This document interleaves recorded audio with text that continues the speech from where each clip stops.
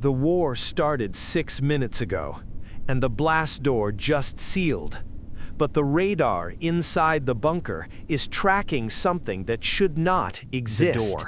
The blast door closed behind me, a sound I felt in my chest more than in my ears. 30 meters of concrete above my head. No sky, no wind, only recycled air and the low mechanical hum that never stops. They told me I would get used to it. They were wrong. A red digital clock started counting down the moment I entered. 24 hours on shift. The briefing. No one wastes words down here. A headset, a clipboard, a station number. Sit, listen, don't ask unless it matters. I sat between a radar operator who had not blinked in the last minute and a technician who kept touching the side of a generator like it was a living thing. That was my introduction. Artificial morning. The light switched from red to white to simulate morning. My body did not believe it. My watch said one thing, the bunker said another, and my brain stopped trying to decide which one was real. The coffee tasted like metal in survival. I drank it anyway. On the radar screen, green lines swept in perfect circles. Most contacts were labeled. One was not. No one mentioned it, which meant everyone saw it. First alarm test. The test tone lasted maybe 5 seconds. 5 seconds was enough to turn every person in that room into a machine. Headsets on, checklists open, switches flipped in the same order. I moved half a second slower than the rest. I noticed. No one else said anything, which was worse. 3:30. Waiting. War, from inside a bunker, is mostly waiting. Waiting for a sound that should not happen. Waiting for a message you do not want to read. Waiting for a screen to change. I started listening to the generators without meaning to. My brain locked onto the rhythm. 3 seconds hum, slight vibration, repeat. When the rhythm changed by even a fraction, my stomach tightened. 0500, surface report. The printer started spitting out updates from above. Real paper, real ink. Weather conditions, movement reports, coordinates. The commander read one line twice. His jaw tightened just enough for me to notice. He folded the paper and did not share it. That told me everything I needed to know. 0620, intake. They do not call it lunch, they call it intake. Calories in a sealed container. No smell, no taste beyond salt and heat.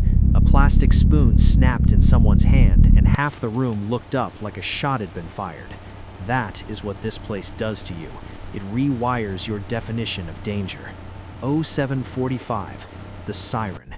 The real alarm started low and climbed. I felt it in my teeth before I fully heard it.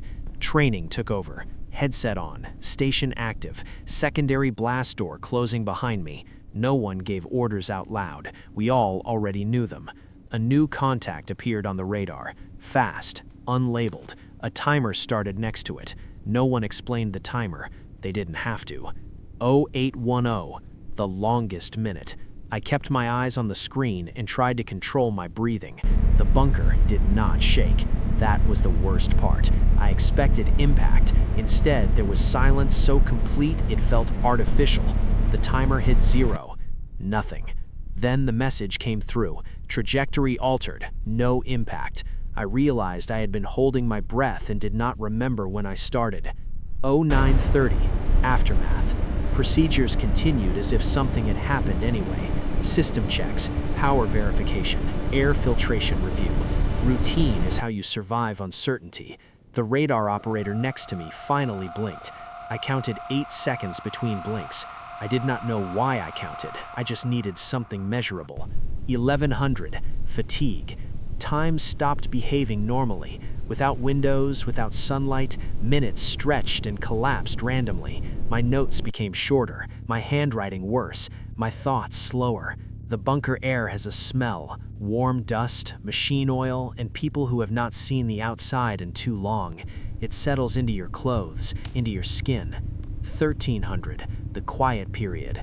No alarms, no new contacts, just the endless sweep of green light across the radar. This was the hardest part. Silence creates scenarios in your head. Scenarios create fear. I started imagining impacts that were not coming. 1600, system drift. One generator changed pitch slightly, barely noticeable.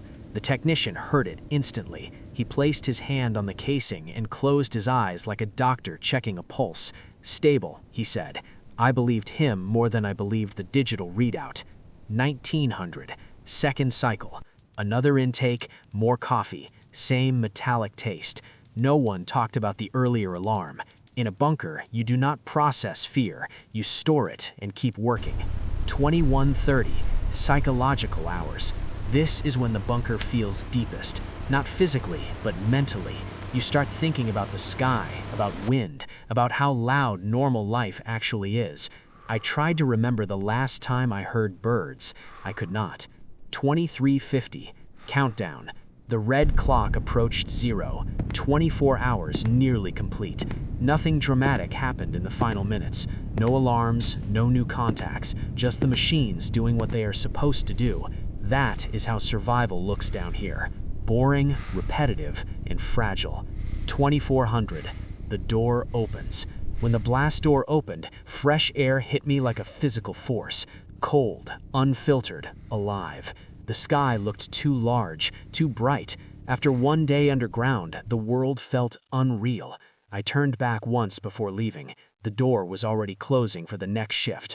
The hum of the bunker continued without me.